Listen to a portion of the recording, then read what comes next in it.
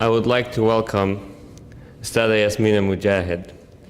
With her unique brand of inspiration and thought-provoking talks, Yasmin Mogahed has become one of the most sought-after speakers in the Muslim world. After graduating with a master's in journalism and mass communications, she has pursued a career in writing. Yasmin worked as a writing instructor at the Cardinal Stritch University and a contributor to the Huffington Post. She has a great success in her debut book, Reclaim Your Heart, which was released to a critical acclaim. Currently, she is an instructor at the AlMaghrib Institute. Please help me in welcoming Ustadha Yasmin Mogahed.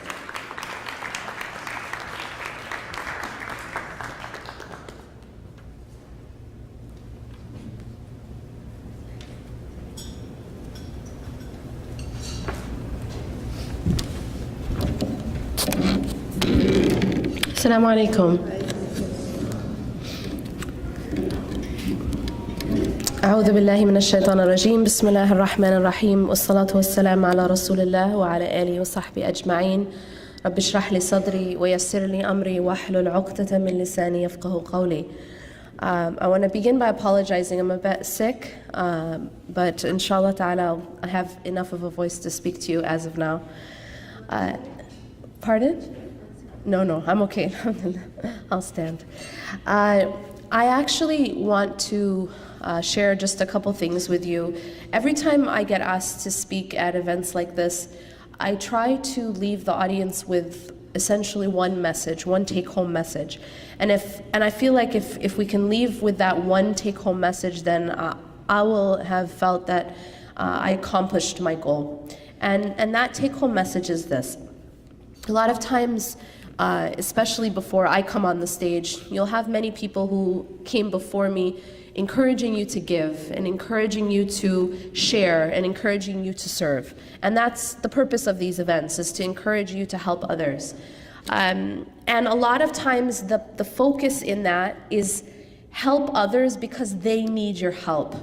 Help others because they are impoverished or they are going through difficult times. And that's all true. That's all true. But a lot of times the focus becomes help others because they need you. I'm actually going to stand up here and say something totally different. And that is this. I'm going to ask you to help others because you need them. Which is a bit strange because we're talking about people in Syria. We're talking about people, we ourselves here, we're comfortable, we have amazing food. We aren't worrying about getting bombed. We are a bit worried about being detained, but that's a different issue. We aren't worried about we're not worried about our overall physical safety. And yet I am telling you that you need them, and that's unusual. That's a strange thing to say, and I'll explain why I'm saying that. The reason why I'm saying that is and this is the argument I want to make just for the next few minutes that I have, is that actually when you help another person, you're helping yourself. And that may seem strange. We may not have ever thought of it that way, but in fact, that's the truth. That when you help another person, the very first person who you're helping is yourself. And that helping that other person is a beautiful consequence of help and service, but essentially you are helping yourself first and foremost. And I'm going to tell you why that's the case using two different methods, two different paradigms. So when I talk about this, I like to talk not only from an Islamic point of view, but even just simply from a secular psychology point of view. What studies have found that study things that look into things like happiness, things like well-being, there's a lot of studies nowadays that move away from this whole focus on abnormal psychology. Traditional psychology has been very focused on looking at a human being and thinking, okay, this is what's wrong with the human being, and here are the symptoms, and here are the treatments. But there's a new wave of psychology called positive psychology. And positive psychology its focus is a little different. Its focus is more on how can we help human beings, how can we study what will help increase well-being. This is the wave of psychology that studies things like happiness. How do you increase happiness? How can I live a higher quality of life and have a greater well-being? Now, in this research, what they found is, one of the things that they found is that when it comes to happiness, happiness is one of those things we tend to think that if I can just achieve X, Y, Z, then I will be happy. If I could just get that job, or if I could just get that raise or that house, or whatever it happens to be that we believe will give us that happiness, we think that happiness is something that once I receive this thing, then I will be happy. But what they found, interestingly enough, in research is that when people have events in their life which they consider very positive, they win the lottery, they get a new job, something that they really, really want, that what happens to their happiness is there's only a temporary spike, if that makes sense. So essentially everyone has something called a baseline happiness, where they're at a certain level of happiness or well-being. And that when events happen in your life that you've really been craving, that you've really been working for, something that's considered a very positive event, there will be a spike, but it's quite temporary, it's short-lived. So a person will have an increase in their happiness, but then eventually they just go back to baseline.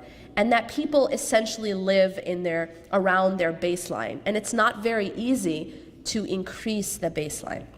So what do? They look at, well, what are the things that can increase the entire baseline, not just give us these spikes? And one of the things that they found, which I found just blew my mind, is that one of the most reliable ways to increase the baseline, not just get those spikes, but increase the entire baseline of happiness in my happiness, your happiness, well-being in general. One of the most reliable ways to increase the baseline is the service of others. It's to help other people. It's to give to other people. It's to be generous. It's to aid a person who's in need. That's what they found. They found that things like volunteerism, that this was in fact therapeutic to the person who was doing it. And what's very interesting about that is there was another study. So everyone tells you money doesn't buy happiness, right? Everyone knows that. This actually isn't true. Money does buy happiness. And now people are wondering, well, what's wrong with her, right? Money does buy happiness, but what's interesting is it only buys happiness when you spend it on others. That they found that in these studies that the people who were using their money, who spent money on others, that it in fact did make them happier. But when they spent it on themselves, it did not. Isn't that fascinating? So I have this money, but if I spend it on myself, it doesn't really do much for my own well-being or my own happiness. It doesn't increase my happiness. However, they found that when you spend it on others, it actually makes you happier. And this was such a powerful result, such a powerful outcome, that they found it even applied. If I even call to mind something that I bought for another person or something I spent on another person, even that will make the person feel happy. Just remembering a time when they spent on others, it will actually make them happy. It will increase their happiness. So now we're starting to see a trend here, right? That this is something within the fitrah of a human being. This is something that is divine. It's a divine design. That it's something that the Creator has designed and inputted within the human being, that when I give to others, I feel good. That it actually makes me feel happier to give and help and serve others. Now there's another layer here that I feel is deeper, and that is this. Anytime there is a design within a human being, obviously we know by the Creator, a design within a human being is because Allah, the Creator, God, whatever you call the Creator, intends for us to have a certain outcome. That's why He designed it that way. And when I started reflecting on this fact, the fact that even secular psychology has found the powerful effect of giving, the powerful effect of service, the powerful effect of being, helping one another. And what it made me realize is this is what God wants from us. Because God, the designer, right, the Creator, put within us a nature, a fitra, that makes it feel good to give. We actually get a reward intrinsically. Do you know what I'm saying? That it's intrinsic within, that immediate reward. Before we wait till the day of judgment, we haven't even gotten to that subject yet, right? Just now here, even a person, and this is what's amazing, is Allah created this in the human, even a person who doesn't believe in God, even a person who doesn't have faith is gonna feel good giving. That's just the human design. And what that shows us is how much God loves us to give and serve one another.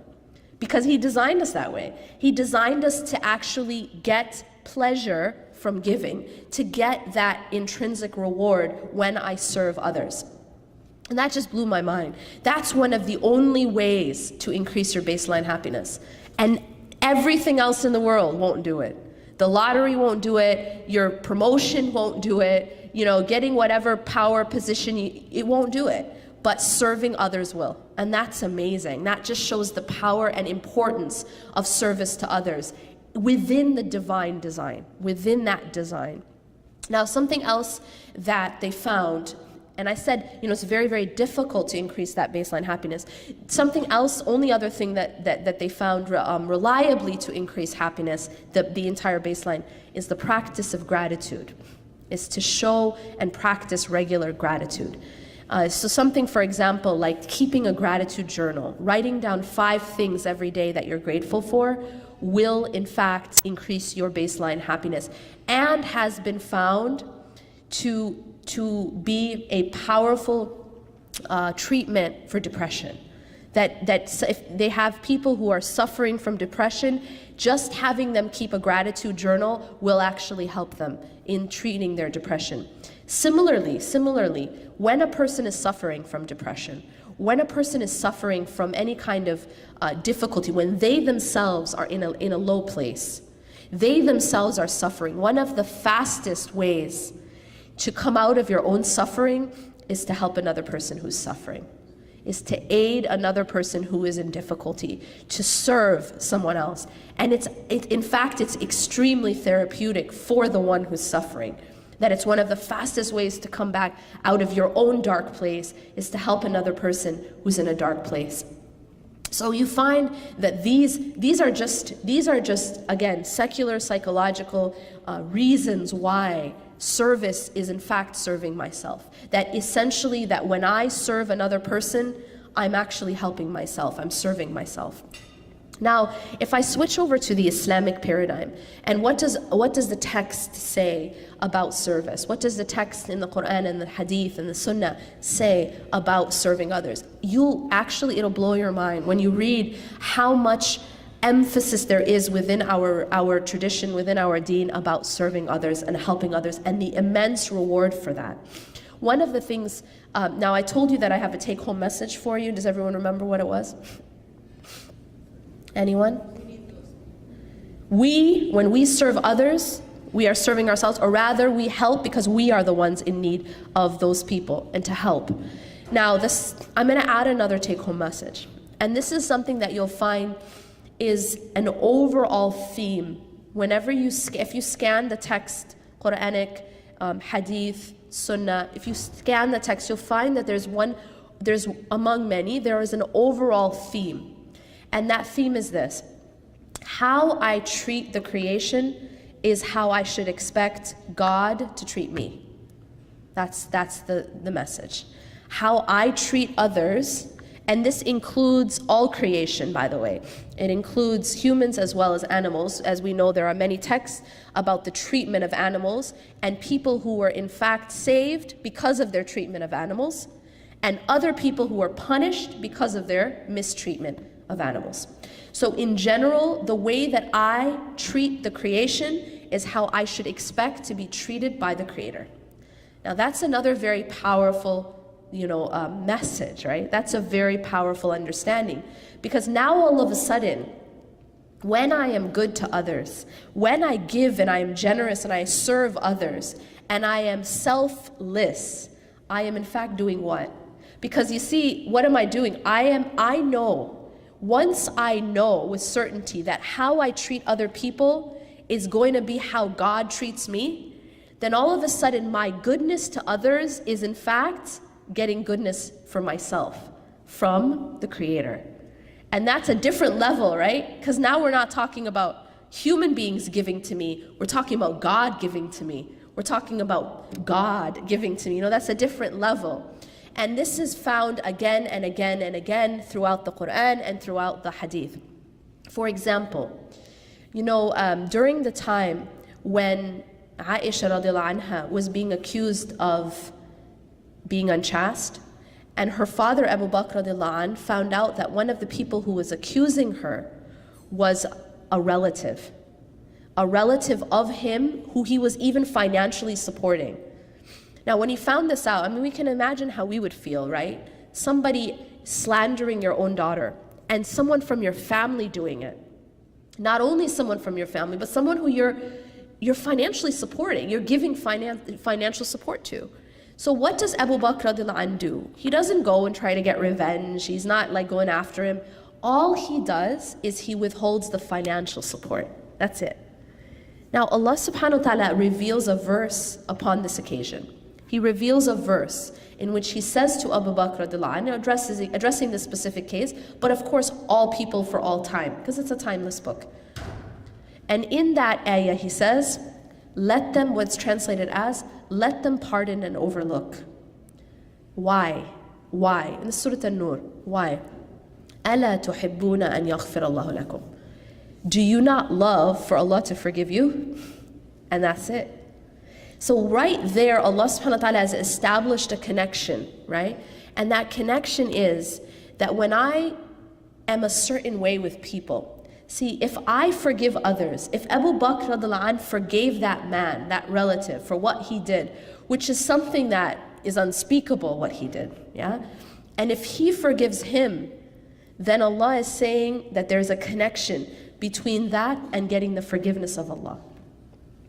And that's a whole different way to look at it, right? Because you and I, we don't like to forgive people sometimes because we feel that they don't deserve our forgiveness, right? He, she doesn't deserve my forgiveness because he, she hasn't done, you know, hasn't kissed my feet enough, hasn't groveled enough, hasn't even said sorry. This relative didn't do any of those things. He didn't do any of those things. But Allah here is completely shifting the focus. The focus is not even about the relative. Allah doesn't say, forgive the relative because he was regretful, or because he said sorry, or because he helped you one time, you know, in the past. It wasn't actually even about, the relative almost becomes irrelevant in the equation. Does that make sense? In the sense that Allah is saying to Abu Bakr and to all of us that how we treat others is really essentially at the root about our relationship with God directly, about me and Allah. And he says, أَلَا تُحِبُّونَ أَن يَغْفِرَ اللَّهُ لَكُمْ. Do you not love for Allah to forgive you? And so it really just became about Abu Bakr and Allah. It didn't, you know, it like Allah's taking the relative out of the equation in a sense. It's really a vertical transaction between me and Allah. It's not horizontal. It's not just me and the creation, but that the creation and how I am with the creation becomes a means to get my relationship with God. And that's really, really very mind-blowing. It's very, it changes the way we interact. Because now it's no longer, you see, if I expect that my return will come from above, then I no longer expect it or wait for it from the creation. What this creates is a people who are generous, a people who are giving, a people who are serving of others, a people who are forgiving.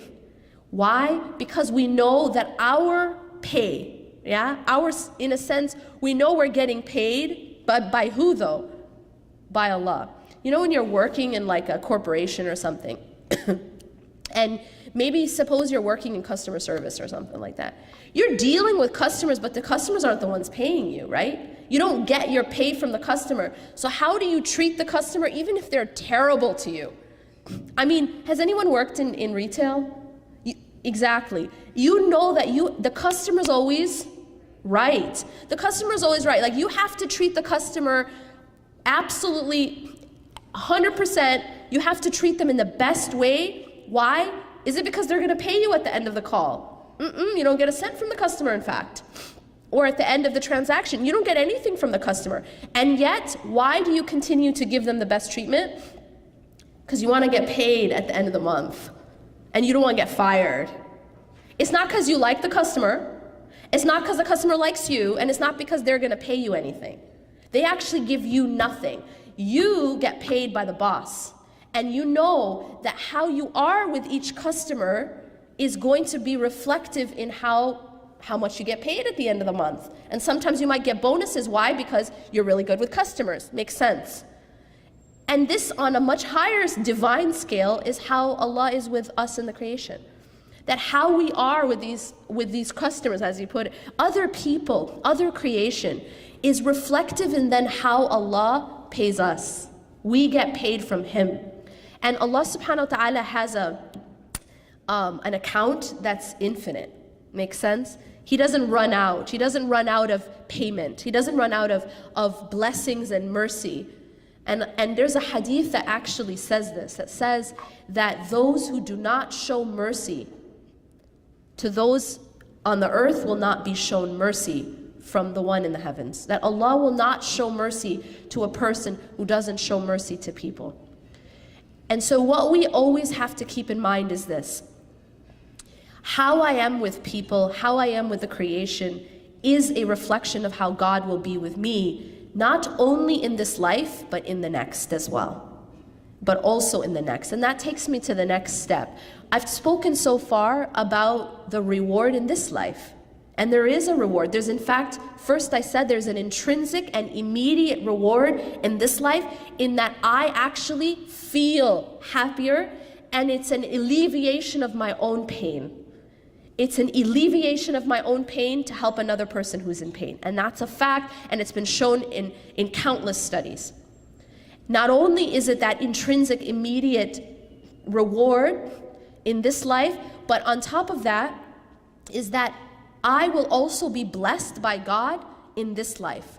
One thing anyone who's ever done it will attest to, and I know anyone in this room can attest to this, any amount of money, actually any gift, but we'll start with money. Any amount of money that you give for the sake of Allah, it always gets returned to you. And when it gets returned to you, it's usually multiplied. And I always see people nodding their heads, because if you try it, you know it. It's experiential. That you, in fact, do not lose the money that you give for the sake of God. You actually don't lose it. It becomes like an investment. So you see, for example, if I were to ask people in this room, does investing your money mean you're losing your money? Everyone in this room would know what the answer. When I invest my money, what am I doing? Am I losing that money? Question. I'm actually growing that money, right? But if I ask a little kid, a 5-year-old, if I ask a little kid who only has saved up $20 and they're really excited about the 20, and now I ask that 5-year-old kid to put that $20 into an investment, they will feel what? That they've lost that money, right? Why? Because the understanding of that child is not as advanced. The understanding of the child is, as soon as I let go of this money, it's lost. Now, why am I saying that? Because some of us, we sort of have the spiritual understanding of the 5-year-old. That we think sometimes that when we give money for the sake of Allah, we're losing it. And that's why it's hard to give. That's the reason. Because no one wants to lose. No one wants to lose. But the reality is, it's in fact an investment. It's that we're investing that money. We're not losing that money. There's a very powerful lesson that the Prophet ﷺ taught us through an incident that happened with Aisha radiallahu anha. What happened was, one time when he was out, she had donated, there was like a lamb or a goat. And what happened is, when he returned, she told him that I gave all of this animal for the sake of Allah, and I only just kept your favorite part for us. And you know what? His answer was so deep. He said, in fact, we've kept the part you gave. And we've just lost the part you kept. Does that make sense? I'll repeat that. What he's teaching her is that the part that she gave for the sake of Allah is the part they're keeping. Because there's no loss in what you give for the sake of Allah. There's no loss. It's just an investment. It's an investment that gets returned manyfold, just as investments do. That's the whole point of investment. It doesn't just come back as you gave it, but it comes back multiplied. So he says to her that the part that you gave is what we kept. And the part that we kept is what we lost. And that's powerful. That's very powerful. We see this exact message in the Quran when Allah subhanahu wa ta'ala tells us, after, in the Quran, what Allah does is He makes oaths. What do you and I do when we want someone to really believe us? We want to really emphasize something we're about to say. What do we say as Muslims? Wallah. Wallah, or I swear, but in Arabic, wallah, wallahi, or wallah. What you've done, you've put a waw in front of Allah, which means you're swearing by God. That's what wallah means. Okay, so when we want to emphasize something, we say wallah or wallahi. Allah subhanahu wa ta'ala also makes oaths by His own creation. And so you'll find in the Quran, وَالشَّمْسِ وَضُحَاهَا, this is an oath by the sun, and etc. And there's many different verses where Allah makes an oath. In one of the ayahs, in Surah Al-Asr, Allah subhanahu wa ta'ala makes an oath by time. And if you actually study the surah, it's just 3 ayahs, but scholars say within these 3 ayahs you can understand your whole deen.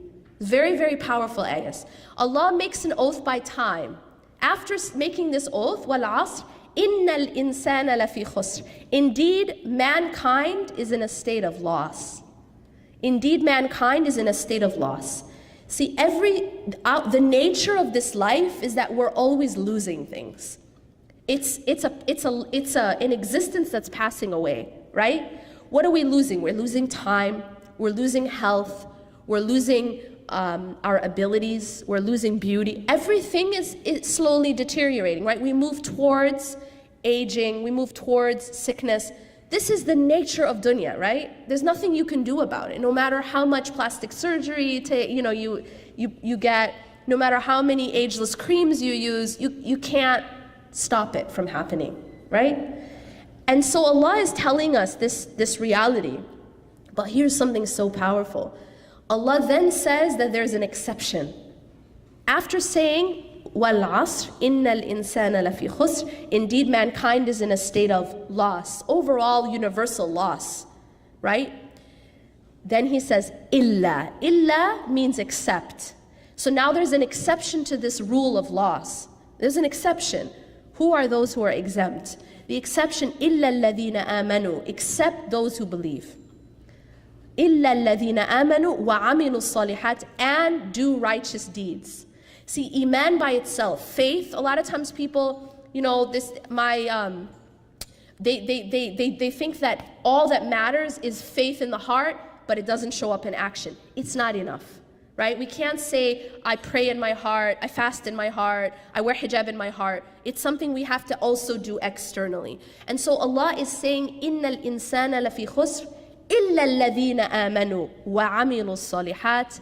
So those who believe, that's the first qualification. The second is they do righteous deeds, that they turn that belief into action. And then, إِلَّا الَّذِينَ آمَنُوا وَعَمِلُوا الصَّالِحَاتِ وَتَوَاصَوْا بِالْحَقِّ وَتَوَاصَوْا بِالصَّبْرِ. It's completely comprehensive. They believe, they do righteous deeds, and then they enjoin others. They call one another. They do not only believe and practice in private, and in their rooms and in their caves and in their masajid, but they go out to the community, they work and they serve and they call others to goodness. Tawasaw bil haqq, they call for truth. These people who are standing and protesting now, right? They are seeing a situation which they believe is unjust. Even if it's not affecting them directly, but they see that it is unjust and they are going and standing for truth. This is what a believer should do.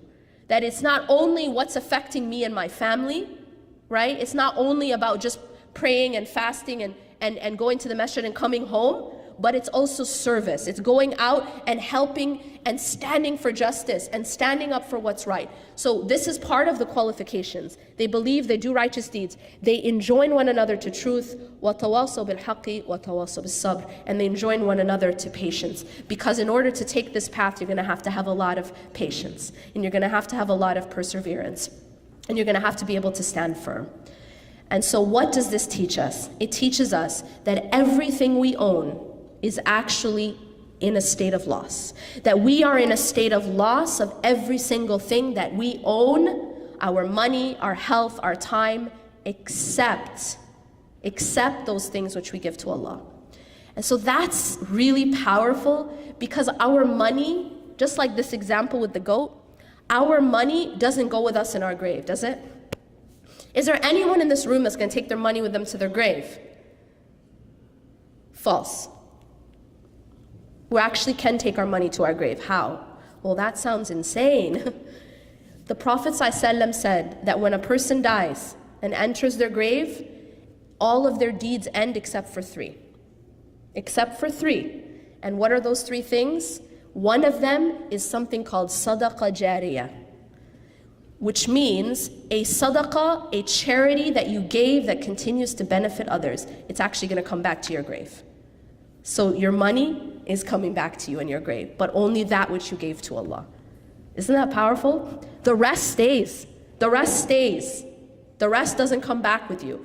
Only that which you give, you keep. And that's the lesson. أقول قولي هذا واستغفر الله لي ولكم إنه غفور رحيم سبحانك الله وبحمدك أشهد أن لا إله إلا أنت أستغفرك وأتوب إليك والسلام عليكم ورحمة الله وبركاته.